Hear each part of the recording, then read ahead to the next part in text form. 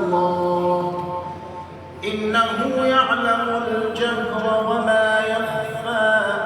ونيسرك لليسرى فذكر إن نفعت الذكرى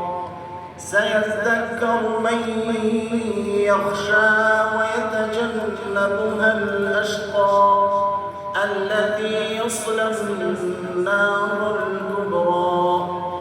ثم لا يموت فيها ولا يحيا قد أفلح من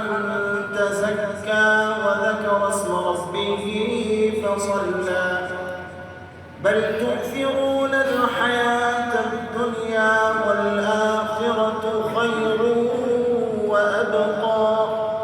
إن هذا لفي الصحف الأولى صحف إبراهيم وموسى